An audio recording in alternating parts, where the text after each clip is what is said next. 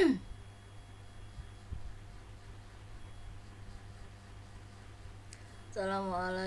warahmatullahi wabarakatuh.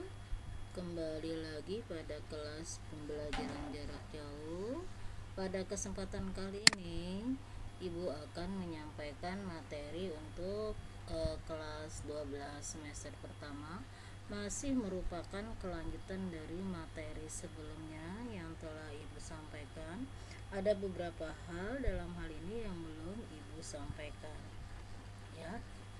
Sebelumnya kalian harus mengetahui, setelah kalian mempelajari materi ini, kalian diharapkan mampu menjalankan perilaku orang beriman dalam praktis perlindungan dan penegakan hukum untuk menjamin keadilan dan kedamaian, menjalankan perilaku jujur dalam praktik perlindungan dan penegakan hukum, menjelaskan peran kepolisian dalam menjamin keadilan dan kedamaian, menjelaskan peran kejaksaan, peran hakim, peran advokat, peran Komisi Pemberantasan Korupsi dalam menjamin keadilan dan kedamaian.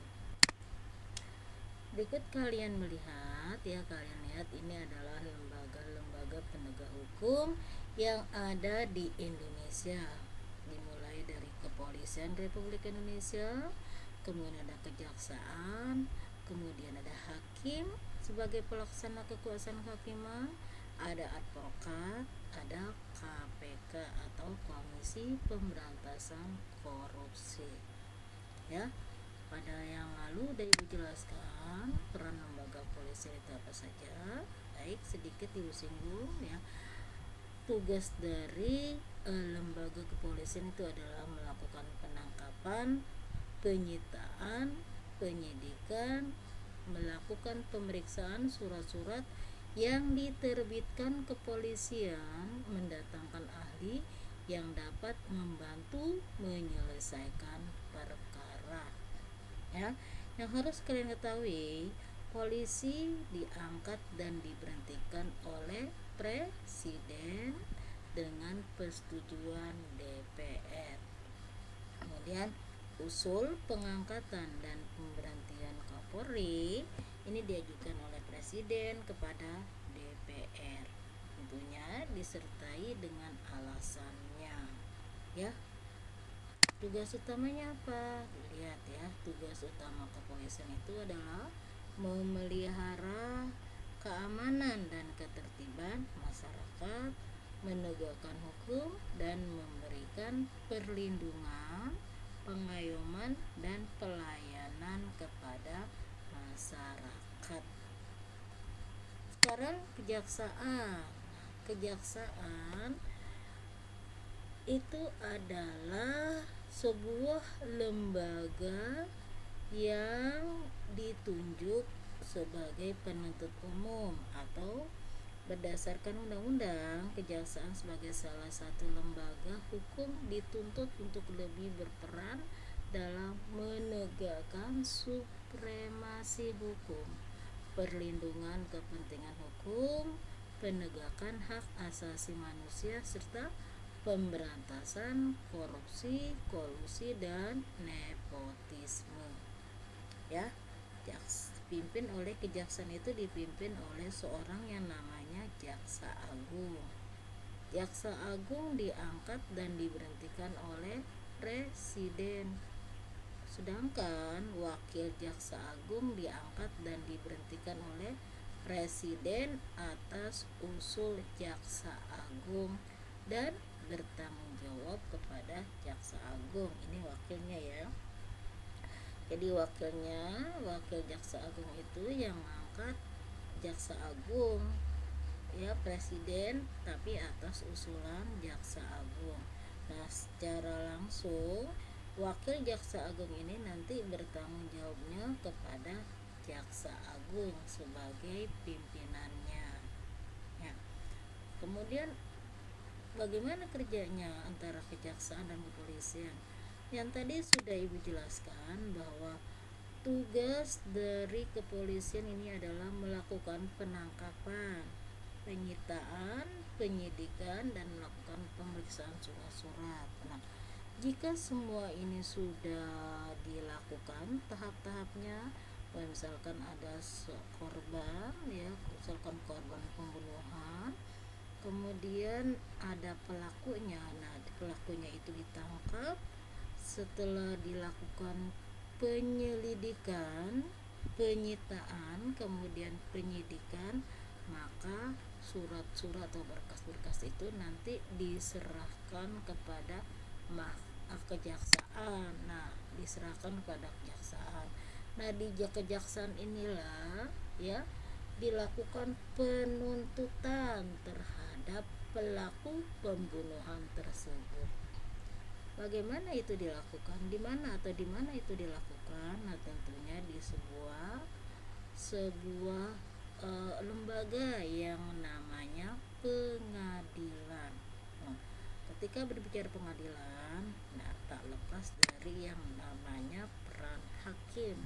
Nah, inilah disebut yang dikenal dengan lembaga kehakiman ya. Lembaga kehakiman ini adalah tugas utama hakim adalah melakukan pengadilan, tentunya melakukan keadilan pengadilan di pengadilan. Lembaga kehakiman itu dipimpin oleh seorang hakim agung. Nah, ini hakim agung ya. Hakim agung itu adalah pimpinan dan hakim anggota pada Mahkamah Agung Republik Indonesia. Itu lembaga kehakiman dipimpin oleh hakim agung dan pimpinan hakim agung. Hakim agung ditetapkan oleh presiden dan dari nama calon yang diajukan oleh DPR atas usulan komisi yudisial ya. Jadi intinya hakim agung ini memimpin seluruh pengadilan yang ada di Indonesia. Sesuai pasal 24, kekuasaan kehakiman merupakan kekuasaan yang merdeka untuk menyelenggarakan peradilan guna menegakkan hukum dan keadilan. Artinya dia bebas ya. Bebas, tidak berpihak kepada lembaga atau instansi manapun. Kemudian kekuasaan kehakiman itu dilakukan oleh sebuah mahkamah agung dan badan peradilan yang berada di bawahnya dalam lingkungan peradilan umum, lingkungan peradilan agama, lingkungan peradilan militer, lingkungan peradilan tata usaha negara, dan sebuah mahkamah konstitusi ya. Jika dilihat seperti ini. Nah, ini ya. Ini kekuasaan kehakiman. Kekuasaan kehakiman itu ada 3, ada Mahkamah Agung, ada Mahkamah Konstitusi, ada Komisi Yudisial.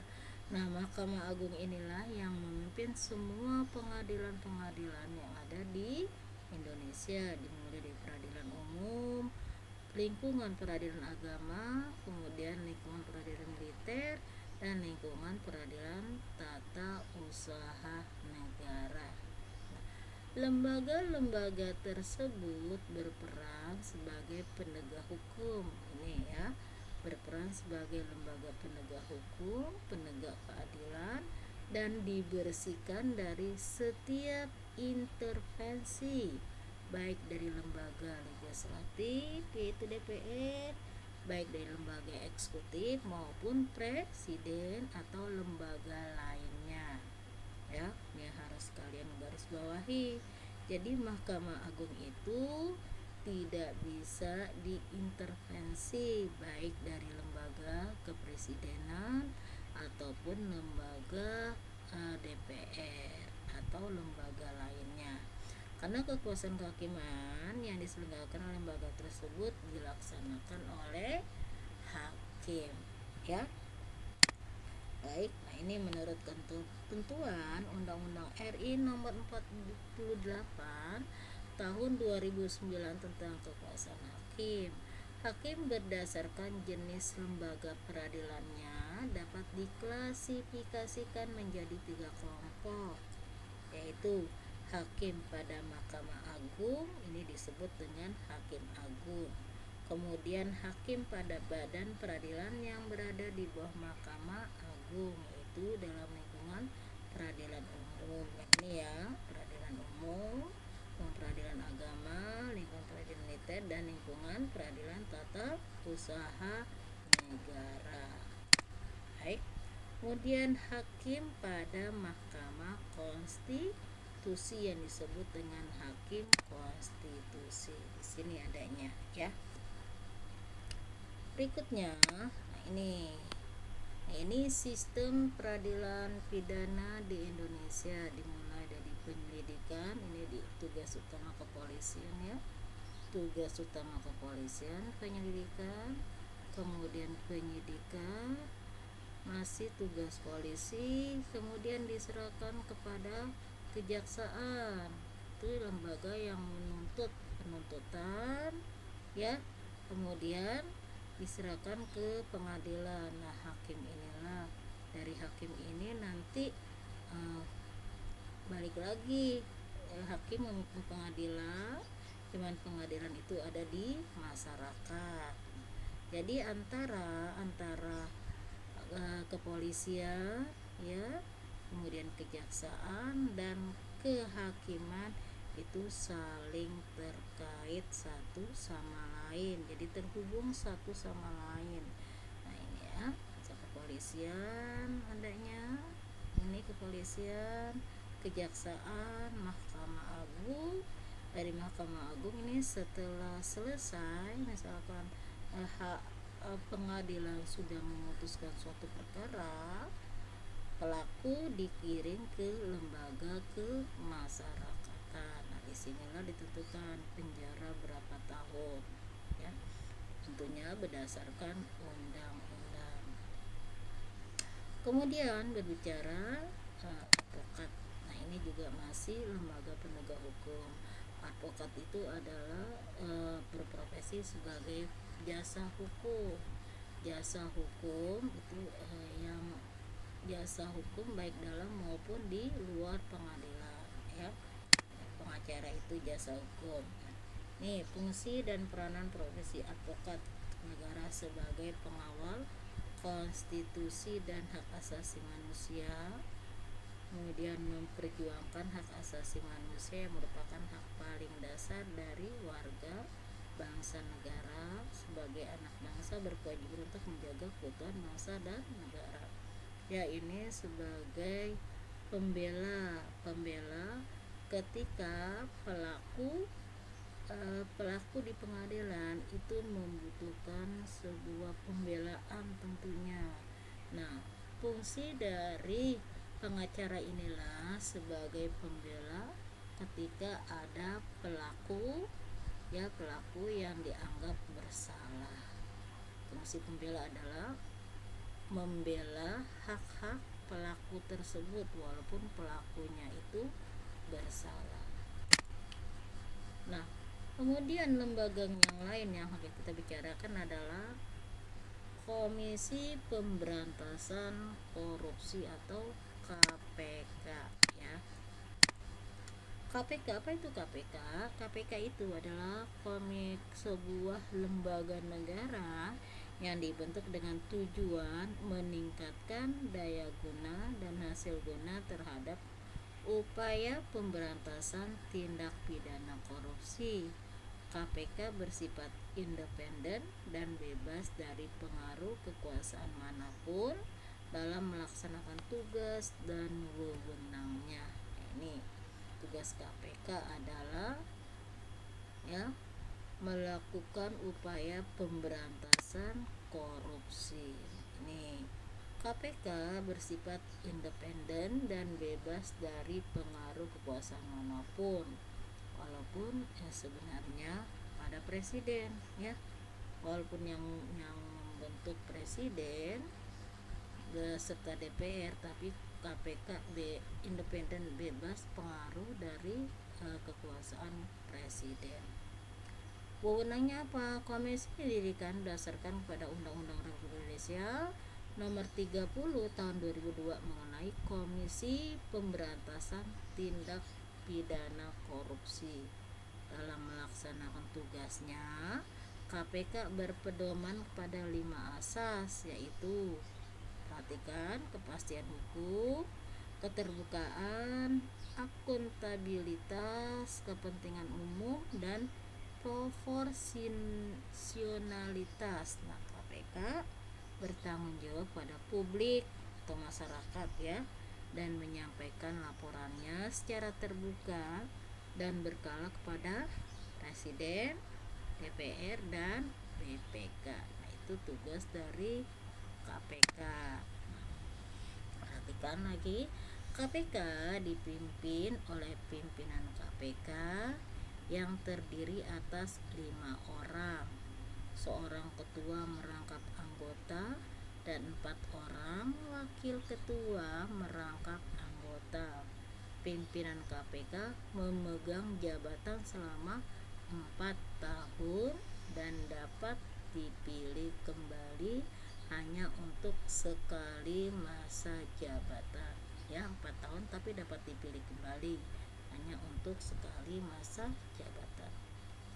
Komisi Pemberantasan Korupsi mempunyai tugas nih ya, tugasnya koordinasi dengan instansi yang berwenang melakukan pemberantasan tindak pidana korupsi, kemudian supervisi terhadap instansi yang berwenang melakukan pemberantasan tindak pidana korupsi, melakukan penyelidikan, penyidikan, dan penuntutan terhadap tindak pidana korupsi, melakukan tindakan-tindakan pencegahan tindak pidana korupsi, dan melakukan monitor terhadap penyelenggaraan pemerintahan negara.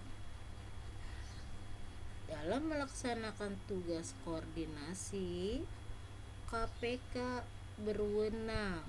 Nah, kan mengkoordinasikan penyelidikan, penyidikan, dan penuntutan tindak pidana korupsi. Jadi dikoordinasikan dulu ya. Kemudian 2, menetapkan sistem pelaporan dalam kegiatan pemberantasan tindak pidana korupsi, meminta informasi tentang kegiatan pemberantasan tindak pidana korupsi pada instansi yang terkait, melaksanakan dengar pendapat atau pertemuan dengan instansi yang berwenang melakukan pemberantasan tindak pidana korupsi, dan meminta laporan instansi terkait mengenai pencegahan tindak pidana korupsi. Jadi tidak asal tangkap ya, harus koordinasi dulu, kemudian minta informasi tentang kegiatan tersebut yang ada di lapangan ya, meminta laporan instansi tersebut benar tidaknya, tidak asal tangkap ya. Berikutnya kita bicarakan yang mengenai Mahkamah Konstitusi. Apa itu Mahkamah Konstitusi? Nah, kedudukan Mahkamah Konstitusi ini merupakan salah satu lembaga negara yang melakukan kekuasaan kehakiman yang merdeka untuk menyelenggarakan pengadilan guna menegakkan hukum dan keadilan. Nah, seperti halnya Mahkamah Kehakiman atau lembaga kehakiman, Mahkamah Konstitusi juga ini bagian dari lembaga pengadilan ya. Nih, bagian dari kekuasaan kehakiman. Ini Mahkamah Konstitusi ini juga merupakan bagian dari lembaga kehakiman. Lembaga kehakiman. Tugasnya apa kalau Mahkamah Konstitusi itu? Mahkamah Konstitusi itu tugasnya adalah untuk tugas Mahkamah Konstitusi adalah untuk mengadili para pelaku yang terlibat dalam undang-undang ya. Nah, ini terkait dengan ketatanegaraan atau kenegaraan ya, misalkan perihal mengenai pembuatan undang-undang. Nah, nanti kaitannya dengan Mahkamah Konstitusi ya, Mahkamah Konstitusi terkait dengan undang-undang layak atau tidaknya undang-undang itu dijalankan atau diberlakukan pada masyarakat. Nah, ini nanti dilihat lagi oleh Mahkamah Konstitusi atau pengadilan yang menangani, ya, lihat, menangani keadilan hukum dan keadilan yang menangani ketatanegaraan, ya, atau undang-undang. Kemudian, nah, Komisi Yudisial. Nah, ini saya bandingkan, ya, sebelumnya kalian bandingkan Mahkamah Konstitusi dengan Mahkamah Agung. Calon Hakim Agung diusulkan Komisi Yudisial pada DPR untuk mendapatkan persetujuan dan selanjutnya ditetapkan oleh Presiden. Pasal 24A ayat 3. Jumlah Hakim Agung paling banyak 60 orang. Sedangkan Mahkamah Konstitusi seperti halnya Mahkamah Agung, Mahkamah Konstitusi ini mempunyai 9 orang anggota Hakim Konstitusi yang ditetapkan oleh Presiden, yang diajukan masing-masing 3 orang oleh MA, 3 orang oleh DPR, dan 3 orang oleh Presiden. Berikutnya Komisi Yudisial. Komisi Yudisial itu adalah komisi atau lembaga yang bertugas memilih hakim-hakim yang akan duduk di lembaga kehakiman, ya, baik itu lembaga Mahkamah Agung maupun Mahkamah Konstitusi. Ini tugasnya adalah memilih para hakim yang akan duduk di lembaga-lembaga pengadilan tersebut, ya. Mengusulkan pengangkatan Hakim Agung kepada DPR, menegakkan kehormatan dan keluhuran martabat serta menjaga perilaku hakim. Komisi Yudisial terdiri dari 1 orang ketua, 1 wakil merangkap anggota, dan 7 orang anggota. Komisi Yudisial diangkat dan diberhentikan oleh Presiden dengan persetujuan DPR dengan masa jabatan 5 tahun. Ya. Ini sedikit gambaran para pemimpin yang duduk di jabatan-jabatan seperti Kapolri. Kemudian di sini ada Hakim Agung, kemudian ada Jaksa Agung, dan para petinggi KPK dimulai dari ketua dan 4 orang anggota KPK, ya. Demikian pembelajaran jarak jauh Ibu sampaikan pada kesempatan kali ini.